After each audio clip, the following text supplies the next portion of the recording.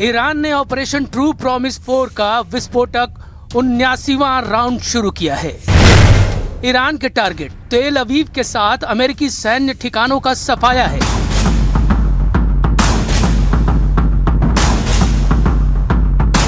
Trump 5 दिन शांति चाहते थे, ईरान ने उन्हें 50 मिनट भी नहीं दिए। युद्ध में जब सब कुछ ईरान के हिसाब से चल रहा है तो वो किसी को शांति से बैठने देने के लिए तैयार नहीं। ईरान के बारूदी पलटवार के बाद इजराइल ने 5 मिनट का भी सब्र नहीं दिखाया। फिर से लड़ाई खूंखार स्टाइल में भड़क गई। लेबनान में इजराइल मार रहा है, तेल अवीव में ईरान तबाही मचा रहा है, इराक में ईरान समर्थक लड़ाके तांडव मचा रहे हैं। ईरान ने मिसाइलों से तेल अवीव के कई इलाकों में भारी तबाही मचाई है, जिससे इमारतों को बड़ा नुकसान हुआ है और कम से कम 4 लोग मारे गए हैं। वहीं इजराइल ने पूरे लेबनान में हमले किए हैं, जिसमें बशामोन शहर में 2 लोगों की मौत हो गई है। इजराइल ने ईरान के खुर्रम शहर पावर प्लांट में पाइपलाइन पर धमाका कर भारी नुकसान पहुंचाया है। ईरान के रेवोल्यूशनरी लड़ाकू ने भी जबरदस्त पलटवार कर रखा है। इजराइल में तबाही की फिल्म ईरान दिखाने लगा है। ये ड्रोन वीडियो ईरान ने रिलीज किया है, जिसमें तेल अवीव की बर्बादी के दृश्य हैं। ड्रोन वीडियो में मिसाइल धमाकों से खंडहर बनी इमारतें और कबाड़ बनी गाड़ियां देखी जा सकती हैं। ट्रंप के पीस ऑफर को ईरान ने मिसाइल धमाकों से खारिज कर दिया है। रेवोल्यूशनरी लड़ाकों ने वॉर स्टेटमेंट नंबर 46 रिलीज किया है, जिसमें कहा गया है कि इजराइल ने रेड लाइन क्रॉस कर दी है, जिसका भयानक बदला लिया जाएगा। ये ऐलान ट्रंप के 5 दिन शांति बनाए रखने वाले बयान के बाद किया गया है। यूएस मिलिट्री के सेंट्रल कमांड के चीफ ने आरोप लगाया है कि ईरान मिलिट्री टारगेट की जगह अब सिविलियन पर हमले करने लगा है। ईरान इंटरनेशनल को दिए इंटरव्यू में एडमिरल ब्रैड कूपर ने कहा कि ईरान में फिलहाल तख्ता पलट का कोई आसार नहीं है, क्योंकि ईरान की जनता सड़कों पर आने के लिए तैयार नहीं। ब्रैड कूपर ने आरोप लगाया है कि रेवोल्यूशनरी गार्ड नागरिकों को ढाल की तरह इस्तेमाल कर रहे हैं। They need to stop putting the wonderful Iranian people at risk by firing missiles and drones from inside populated areas. I've seen it with my own eyes. They continue to do this. They have no care for the people.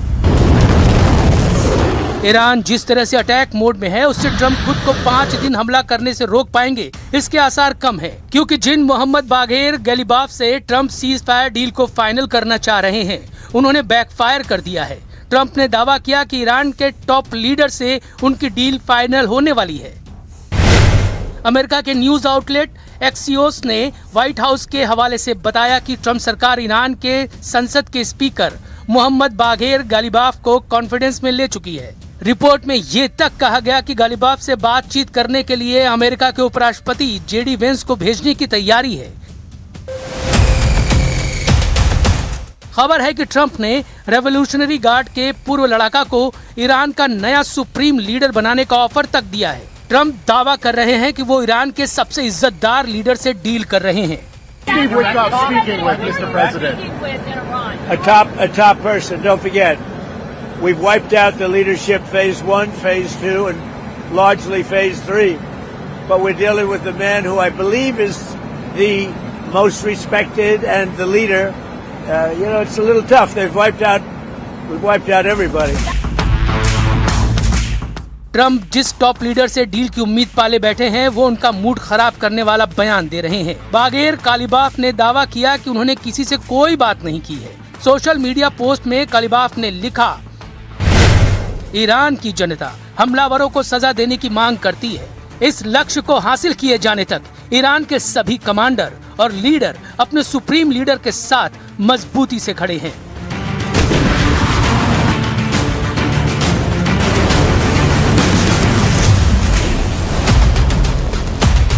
Iran ने कालिबाफ पर किए Trump के दावों को fake news कहा है। अब सच कौन बोल रहा है, कौन झूठ, ये तो पता नहीं, लेकिन कालिबाफ ईरान में बड़ा नाम है।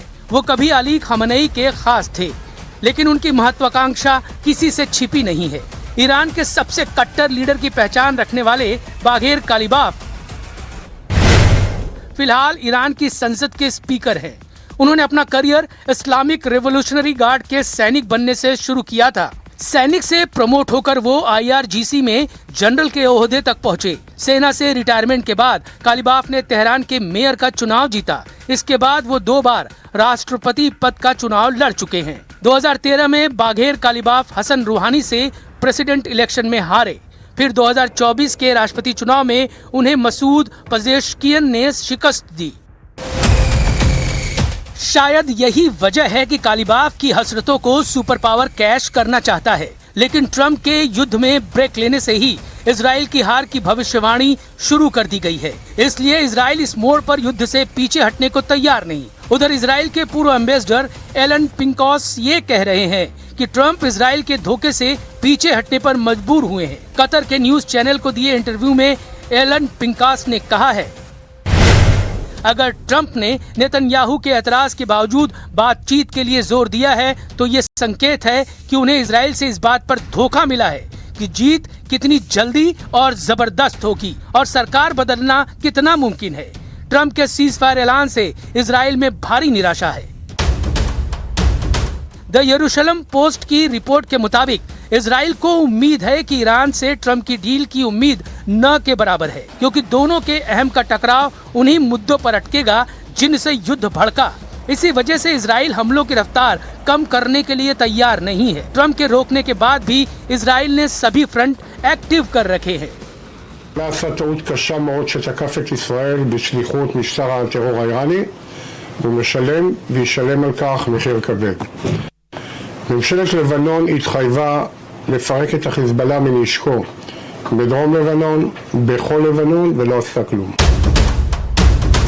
इजराइल का प्लान ईरान अच्छी तरह से जानता है, इसलिए अली लारिजानी की पोस्ट पर नया वॉर कमांडर चुन लिया गया है। ईरान की सुप्रीम नेशनल सिक्योरिटी काउंसिल के नए सचिव मोहम्मद बाक़िर जुल्कद्र बनाए गए हैं। ईरानी राष्ट्रपति के कम्युनिकेशन डिपार्टमेंट के अधिकारी ने सोशल मीडिया पर जुल्कद्र की तैनाती की जानकारी दी है। Bagher Zolghadr Islamic Revolutionary Guard Corps के कमांडर रह चुके हैं। 1989 की इस्लामिक क्रांति से पहले जुल्कद्र मंसूरन ग्रुप से जुड़े थे। ईरान के परमाणु और मिसाइल प्रोग्राम से जुड़े रहे जुल्कद्र पर यूएन ने प्रतिबंध लगा रखा है। ईरान की लीडरशिप को यकीन है कि वो लीड ले चुके हैं। खाड़ी देशों ने ट्रंप को क्लियर मैसेज दिया है कि युद्ध का अब एक एक दिन उन पर भारी पड़ रहा है। हॉर्मुज पर ईरान की नाकाबंदी खाड़ी मुल्कों की कंगाली की वजह बनने लगी है। अमेरिका को एहसास हो रहा है कि युद्ध उसके लिए हानिकारक है, लेकिन इजराइल का मकसद अभी पूरा नहीं हुआ है। ईरान में न सरकार बदली है, न ही ईरान के हथियारों के गोदाम खाली हुए हैं। ऐसे में ट्रंप के 5 दिन की कसम कायम रहने के चांस बेहद कम हैं।